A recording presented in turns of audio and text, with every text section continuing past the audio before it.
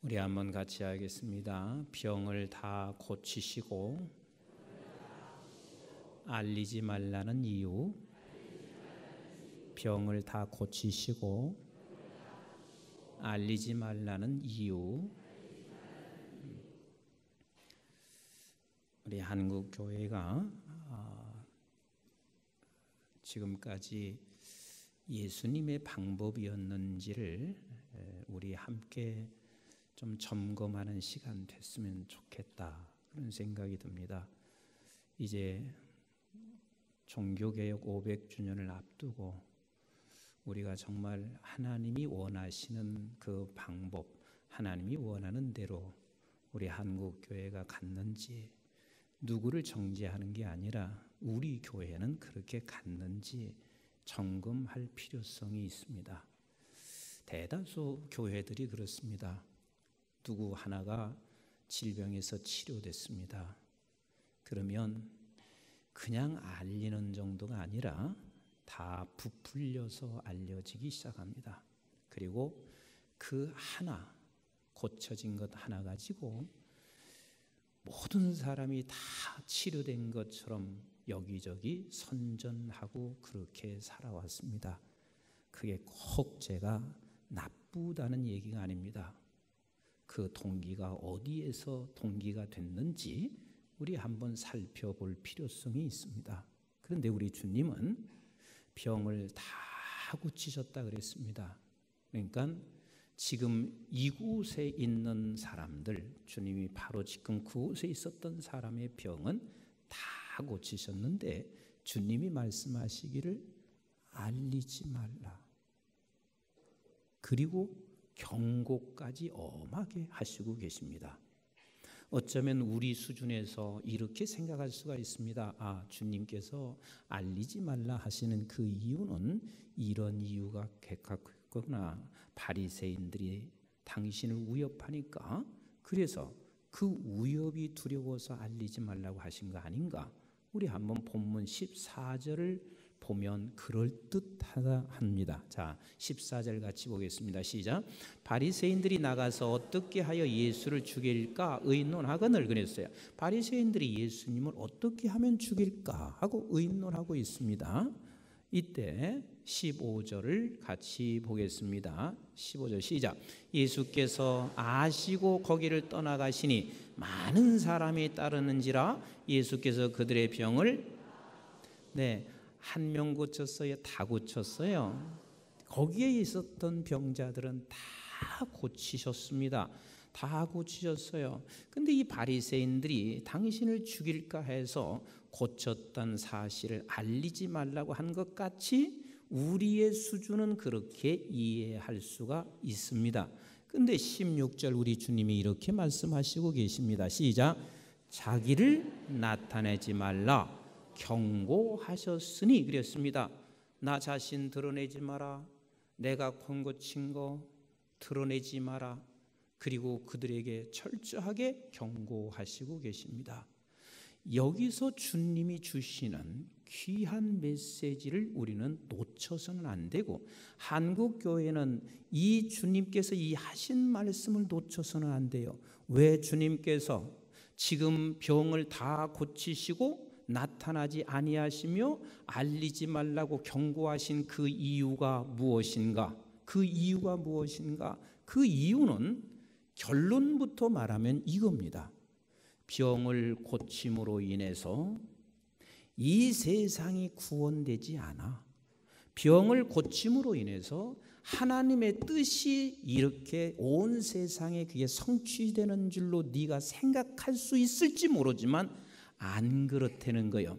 그것에 대한 증명으로 주님께서 이사야 선지자가 이미 말씀하신 것을 인용하여 말씀하시고 계십니다. 자, 17절 같이 보겠습니다. 시작.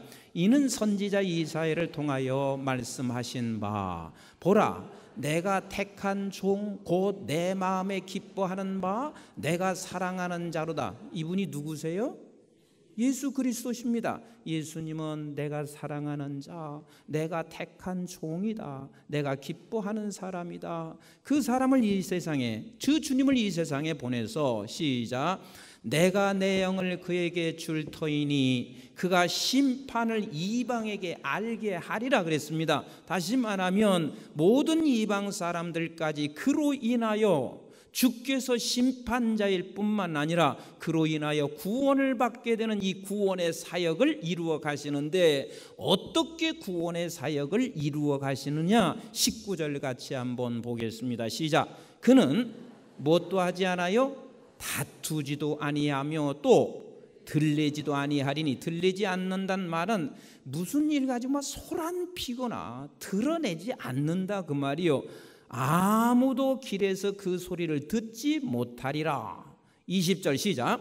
상한 갈대를 꺾지 아니하며 꺼져가는 심지를 끄지 아니하시기를 심판하여 이길 때까지 하리니. 그러니까 구원의 완성을 이루실 때까지 우리 주님께서는 세상의 힘으로, 너희들이 생각하고 있는 세상의 방법으로, 너희들이 생각하고 있는 이 세상의 어마어마한 핵무기를 소유해야 세상을 지배하고 세상에서 어떤 일을 이룬다고 생각하시는 주님이 아니라, 다투지도 않습니다. 들레지도 않습니다. 그를 드러내지도 않습니다. 그리고 상한 갈대조차도 꺾지 아니하시고 꺼져가는 심지도조차도 끄지 아니하시면서 심판하여 이길 때까지 하리니 그랬습니다. 결국은 너희들이 생각하는 것처럼 세상의 방법으로 하나님의 뜻을 이 세상에 이루지 아니하시고 오히려 너희들이 생각하는 반대라는 거요, 힘이 없고 나약한 모습으로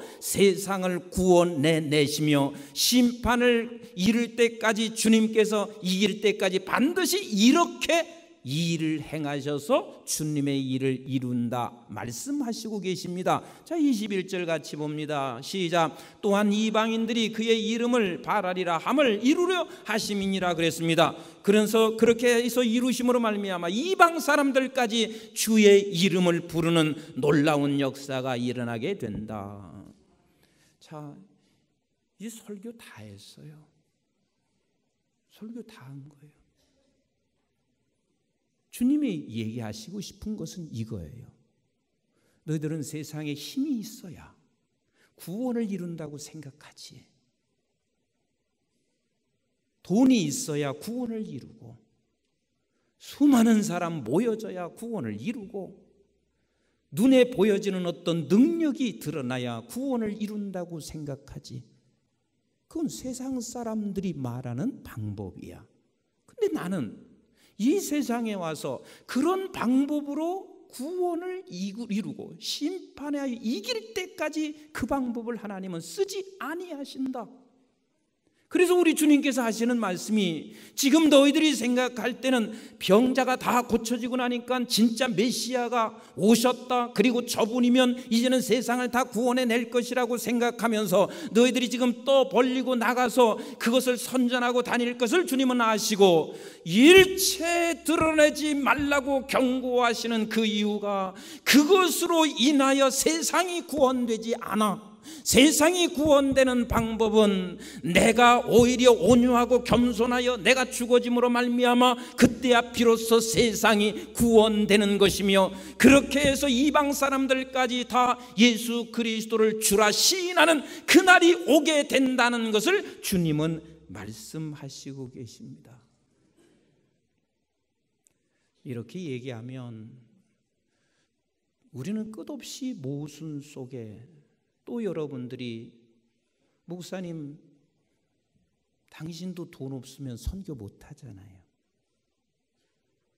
우리 교인이라는 사람이 힘이 없으면 목사님 어떻게 뭘 하겠어요? 아무것도 못 하잖아요. 그럴 것 같이 우리는 다 그렇게 보여요. 그러다 보니까 어느 순간 교회조차도 세상 것이 없으면 아무것도 못한다고 그렇게 돼버렸습니다. 그래서 결국은 돈이라는 게 모두가 다 목적이 됐습니다. 왜? 돈 없으면 교회 못 줘. 돈이 없으면 선교 못해. 돈이 없는데 무엇을 하겠나? 그게 돈이 목적이 됐습니다. 우리는 여기서 대부분의 많은 사람들이 그냥 속아가고 있습니다. 그렇게 보여지는 것 같았고, 그리고 예수님 당시에도 모두가 다 그렇게 보여졌습니다. 그래서 메시아가 오면 메시아는 반드시 모든 질병을 다 고치실 분일 것이고, 그리고 메시아가 오면 어마어마한 힘을 가지고 로마 사람들을 다 점령해서 저들을 내몰아낼 것이고, 다 이렇게 생각하고 이렇게 보여졌단 말이에요. 근데 우리 주님의 방법은 그 방법으로 세상을 구원할 수 없음을 말씀해 주시고, 나는 온유와 겸손으로만 이 세상을 완벽하게 하나님의 뜻을 이루심을 말씀해 주시고 있습니다. 맞습니다. 우리가 속지 말아야 할 것은 예수님의 방법 외에는 하나님의 뜻을 이루어 갈 수가 없습니다. 아멘이신가요? 물론 우리가 돈이 필요할 수 있습니다. 그러나 필요한 것과 그리고 이것이 목적이 되는 것과는 다릅니다. 우리는 아무리 돈이 필요해서 이것이 있어야 무엇을 하는 것 같이 생각할지라도 여러분들은 속지 마시고, 아니야, 그것은 다만 수단일 뿐이지 이것이 내가 목적이 돼서는 내가 망하는 길이고 교회가 망하는 길이야. 주님의 방법은 온유와 겸손입니다. 온유와 겸손입니다. 온유와 겸손입니다.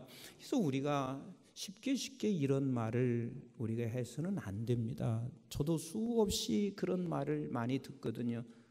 교회는 돈이 있어야 돼. 맞는 말 같지만 굉장히 위험한 말이에요. 교회는 사람이 많아야 돼. 맞는 말 같지만 참 위험한 말이에요. 위험한 말이에요. 교회 돈 있어야 직분 받지. 돈 없으면 어떻게 직분 받아? 맞는 말 같지만 참 위험한 말입니다. 저는 사실 우리 교회 전통적으로 오래전부터 직분자들이 하나님 앞에 늘 헌신해 오셨습니다. 내가 그게 나쁘다면 제가 와서 그냥 막았어요. 꼭 나쁜 것은 아니에요. 왜? 내가 구원받은 감격도 커요. 근데 하나님께서 하나님이 나를 인정해서 직분자로 세웠다는 그 자체, 직분자로 세운다는 그게 얼마나 감사한 일이에요. 그런데 이러면 교회가 잘못된 것입니다. 돈이 목적이 돼서 직분을 세운다면 이건 잘못된 거예요. 그러나 직분에 대한 감사가 있어서 헌신하고 하나님 앞에 감사하는 것은 마땅한 일이기도 하지만, 그건 참으로 복 있는 일이지만, 이게 목적이 되면은 이것은 문제란 말이에요. 왜? 그걸 가지고, 그 돈 가지고 이 세상 바꾸는 거 아닙니다. 그것 가지고 어떤 일을 이루어지는 게 아니라는 거예요.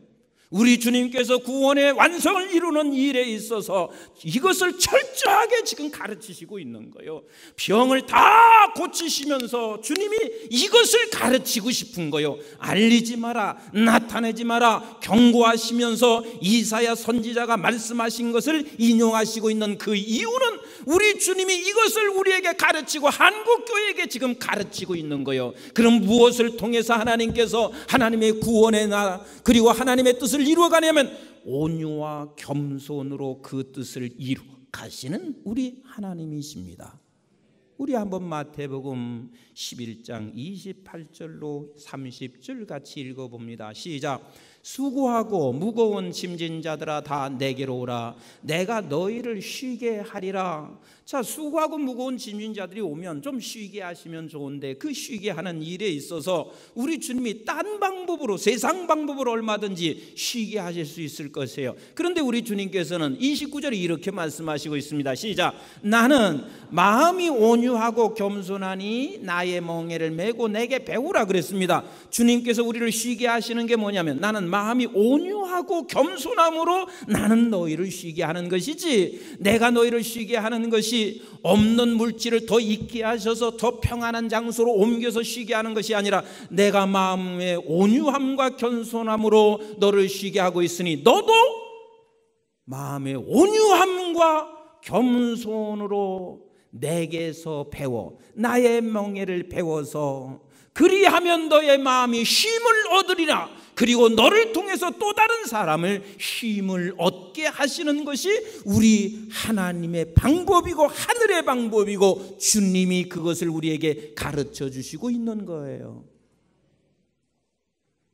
성경에 보면 하나님께서 이렇게 말씀하시고 있습니다. 이미 여러분들에게 마태복음 5장 강해를 할 때 말씀을 드렸던 내용이긴 하지만 조금 더 여러분들에게 구체적인 이야기를 좀 한번 해보겠습니다. 마태복음 5장 5절에 이렇게 말씀하시고 계세요. 시작. 온유한 자는 복이 있나니 그들이 땅을 기업으로 받을 것이며 그랬습니다. 여기서 우리 주님께서는 이 세상에 온유한 방법으로 하나님의 뜻을 이루셨고, 또 우리도 온유함을 배워서 온유한 방법으로 아버지의 구원을 이루기를 원하시고 계신데, 온유한 자는 복이 있나니 그들이 땅을 기업으로 받을 것이며 그랬습니다. 이 말씀을 하도 우리 한국 분들은 땅에 대해서 너무 많이 상처가 있으신지 이 말씀을 다 이렇게 생각하시지 않는지 모르겠어요. 땅을 얻으려면 온유해야 돼. 온유하면 땅을 얻을 수가 있어. 그럼 땅 없는 사람은 전부 다 안 온유한 거예요?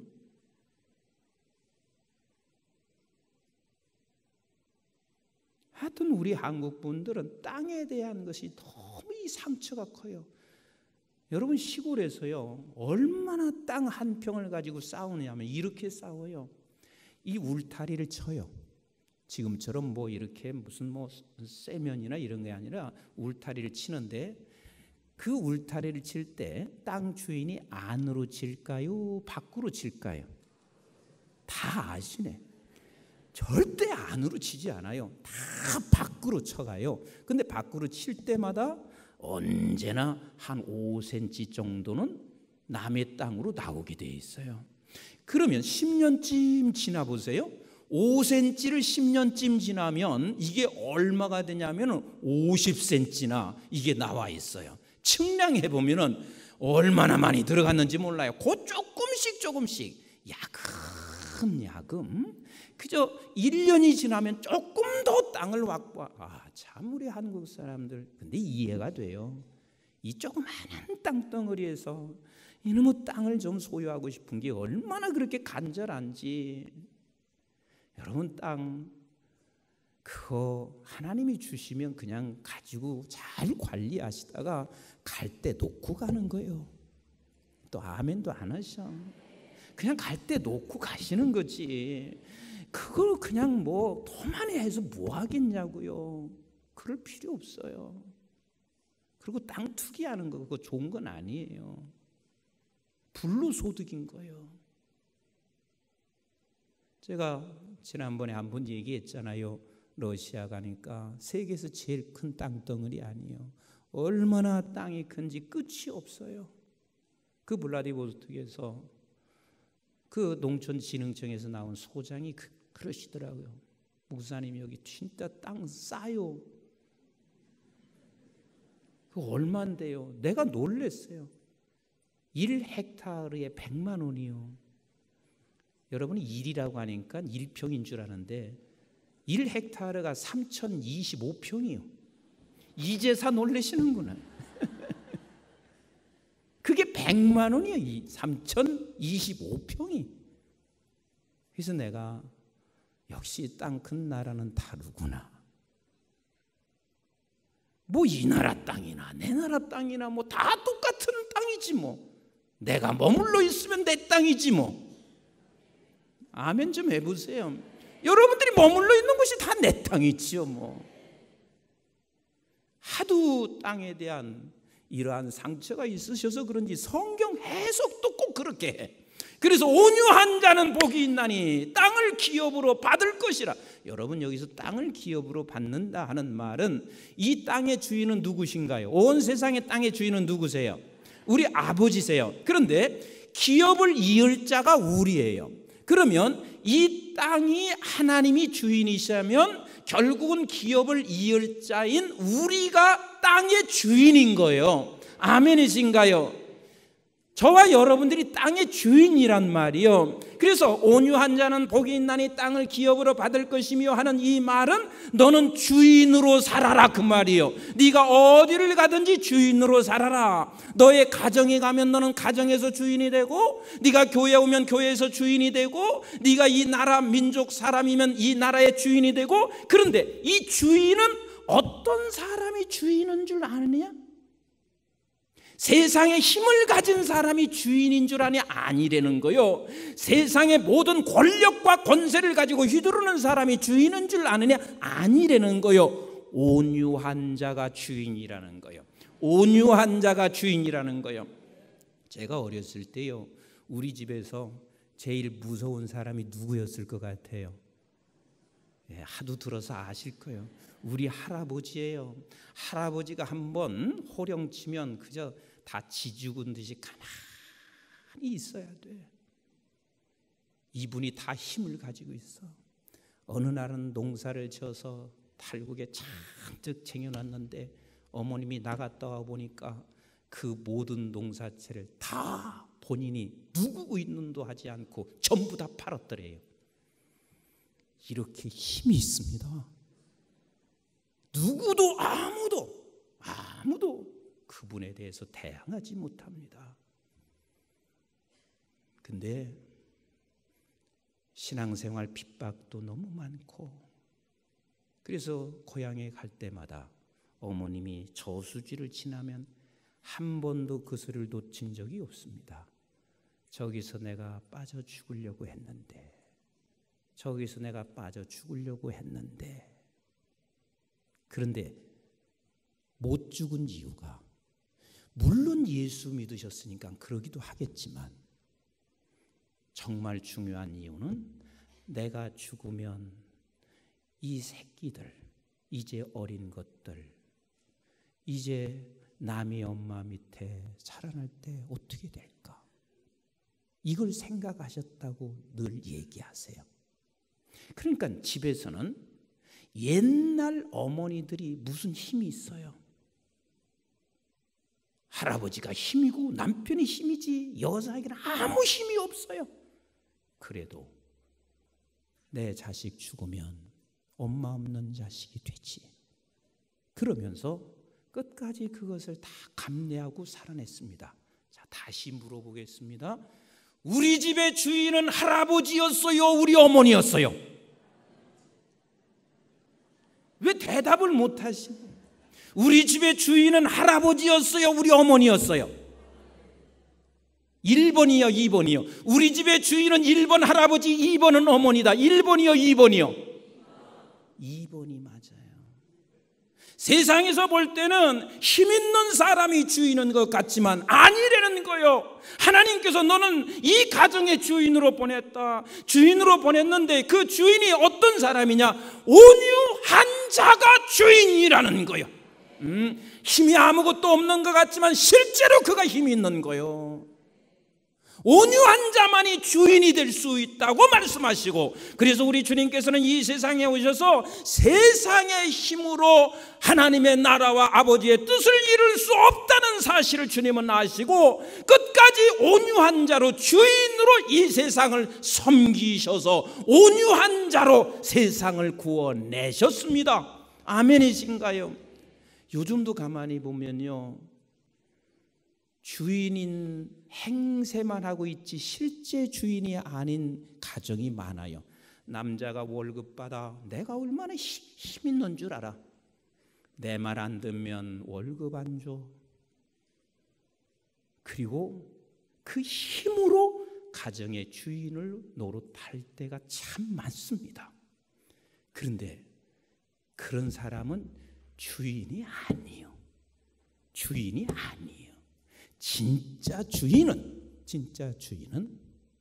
온유한 자가 진짜 주인인 거예요. 온유한 자가 진짜 주인인 거예요. 그래서 옛날에는 남자들이 다 힘으로 주인 노릇을 다 해왔는데 지금은 또 바꿔졌어요. 여성분들이 다 힘으로 주인 노릇해요. 당신 그동안 나 얼마나 힘들게 했는지 몰라. 지금 저 밥통에 일주일 거 다 밥 해놓으니까 알아서 먹고 다녀. 이렇게 한단 말이요. 그러면 이제는 주인이 또 아닌 거예요. 주인은 언제나 누가 주인이에요? 온유한 자가 주인입니다. 여러분 가정에 주인 한 사람만 있으면 가정 삽니다. 가정 산다니까요. 그러나 세상의 것으로 주인 삼는 사람이 있으면 그 가정은 반드시 깨지게 되어 있습니다. 세상의 방법은 깨지게 되어 있지만 주님이 원하시는 방법으로 주인으로 살아가면 한 사람만 있어도 그 가정은 살게 되어 있어요. 사랑하는 성도 여러분, 여러분들이 여러분들의 가정의 주인 되기를 원하시면 크게 아멘, 크게 아멘. 그러면 여러분들 가정이 살아나게 되어 있습니다. 아멘이신가요? 사실 요즘 옛날에 서울교대 나오면 그냥 거의 본인이 원하면 100% 다 교사로 갔습니다. 근데 이제는 서울교대 나와도 교사로 가기에는 하늘의 별 따기가 됐습니다. 그래서 저렇게 데모하고 또 학생들은 얼마나 또 안타까워요. 그래서 지금 교사가 참 많아졌습니다. 그런데 학교에도 교사는 많은데 주인은 없어요. 주인은 없어요. 주인의 교사는 반드시 학교에서 온유함으로 학교의 교사로 있는 자가 주인인 거예요. 저는 지금도 잊을 수 없는 제 고등학교 때 화학 선생님이 계셨습니다. 근데 이 화학 선생님이 언제나 항상 보면 아침 제일 일찍 출근하세요. 출근하셔서 그 큰 운동장을 다 쓰레기를 줍고 다니셔. 근데 제가 고등학교 2학년 때 그분께서 세상을 떠나셨습니다. 죽으셨습니다. 나중에 알고 보니까 폐암으로 고생하시면서도 죽는 그날까지 학교 운동장 쓰레기 줍고 학생들에게 최선하게, 이 사람은 매도 안 갖고 다니세요. 자기가 희생합니다. 나는 내 일생에서 최고의 선생님이었고, 그리고 그분은 진짜 학교의 주인이었습니다. 어떤 학교든 주인이 한 사람이 있으면 그 학교도 복 있는 거예요. 교회도 마찬가지입니다. 수많은 사람들이 교회에 와서 예배를 드리고 있지만 사실은 교회의 주인이 얼마나 있는지 한번 생각해 보세요. 내가 힘을 가지고 내 생각과 그리고 내 의견만 표출하는 게 그게 주인인가요? 직분을 가지고 있어서 내 힘을 발휘하는 것이 그게 주인인가요? 진짜 주인은 온유함으로 교회를 섬기는 사람이 진짜 주인입니다. 저는 개인적으로 저의 사택이 교회 뜰을 밟고 성전을 밟고 들어가는 사택에 살고 있는 것을 굉장히 감사하게 생각해요. 물론 이런 분도 계세요. 임 목사님, 얼마나 불편하세요? 사실 불편한 건 맞아요. 왠 줄 아세요? 내가 주차장까지 가려면 CCTV를 몇 개를 통과해.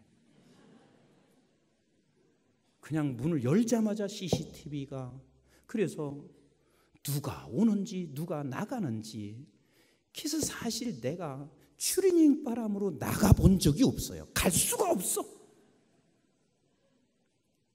CCTV 다 점검돼.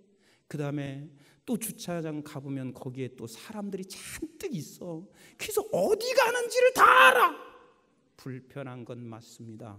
그런데 전혀 불편하지 않습니다.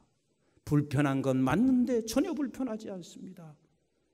들어오면서 나면서 교회를 생각할 수 있는다는 게 이게 얼마나 감사한 일이에요. 들어오고 나가면서 전등불 그냥 켜놓고 다녀요. 내가 한두 번 끄는 게 아니에요. 그리고 그 전등불 좀 끄라고 그렇게 수십 번 얘기해도 안 돼요. 안 돼요. 근데 귀찮아지는 않아요. 왜? 내가 이런 생각을 합니다. 하나님, 그래도 담임 목사인데 주인 돼야 되잖아요. 담임 목사니까 주인 돼야 되잖아요. 이 생각 한번 하면 불편한 게 다 사라집니다. 나는 우리 교회 성도들이 모두가 다 우리 교회 주인이 되셨으면 좋겠어요. 힘이 아니라 온유함이 주인인 거예요. 아멘이신가요? 모두가 다 온유함을 예수 그리스도와 함께 배워서 우리가 주인이 된다면 아마도 세상은 바뀌어질 것입니다. 하나님의 나라가 저희 성도들을 통해서 반드시 이루어질 것입니다. 나는 이 나라에도 주인이 많아졌으면 하는 것이 제 간절한 소망입니다. 안중근 의사가 감옥에 갇혀 있습니다. 그때 어머니가 이렇게 말을 하고 있습니다. 아들아, 어머니 앞에서 먼저 죽어가는 것을 불효라고 생각하지 마라. 항소도 하지 말아라. 네가 끝까지 거기에서 네 스스로가 딴 마음 먹지 말아라. 이 말은 나라를 위하여 죽어라, 이 소리거든요. 아들을 아끼지 않는 부모가 세상에 어디가 있습니까? 그러나 우리나라에 그러한 어머니들이 있었다는 것은 그 어머니가 이 나라의 누구요? 이 나라의 누구요? 주인이란 말이요. 그런데 우리 지금 어머니들은 어떻게 하는 줄 아세요? 전쟁 날 것 같으니까 두르지 말아라. 전쟁 날 것 같으니까 빨리 나가라. 그러니 이 나라가 주인이 없어진 거예요. 우리가 그런 주인의 어머니들이 계셨기 때문에 오늘날 우리에게 이만한 은혜가 지금 입혀지고 있는 것이거든요. 그러면 저와 여러분들이 정말 주인이 되셔서 나라를 지켜내십시다. 하나님께서는 우리를 이 세상에 보내실 때 이 나라의 주인으로 보내셨고 이 세상의 주인으로 보내줬습니다. 트럼프 대통령이요, 지금 미국 주인인 것 같습니까? 아니요. 거기서 조금 그렇게 근근히 살고 힘들게 사는 사람 전부 다 내쫓으려고 하는 게 그게 주인인가요? 주인이 맞냐고요? 미국을 하나님께서 그에게 축복하셨을 때는 세계의 주인으로 살기를 원했어요. 트럼프야, 대통령이라고도 하고 싶지 않아요. 트럼프야, 하나님이 그러고 있어요. 너에게 지금 많은 재산을 주었고 미국에 힘을 주었고 너에게 대통령을 주었고 너는 예수 믿는 사람 아니냐? 그럼 예수 믿는 사람이면 주인으로 이 세상에 와 있어야지. 주인은 온유한 자가 주인입니다. 온유한 자가 주인입니다. 우리 한번 같이 따라서 합시다. 나는 이 세상의 주인으로, 교회의 주인으로, 나라의 주인으로, 가정의 주인으로. 주인은 어떻다고요? 온유한 자, 세상의 힘이 아닙니다. 온유함으로 하나님의 뜻이 반드시 이루어져 갑니다. 이것을 놓치지 말기를 주님의 이름으로 축복합니다. 성경 하나만 읽고 마치겠습니다. 민수기서 12장 1절부터 3절을 같이 봅니다. 시작. 모세가 구수 여자를 취하였더니 그 구수 여자를 취하였으므로 미리암과 아론이 모세를 비방하니라. 그들이 이르되 여호와께서 모세만 말씀하셨느냐 우리와도 말씀하지 아니하셨느냐 하며 여호와께서 이 말을 들으셨더라. 이 사람 모세는 온유함이 지면의 모든 사람보다 더하더라. 모세에게 실수가 있음을 지적하고 있습니다.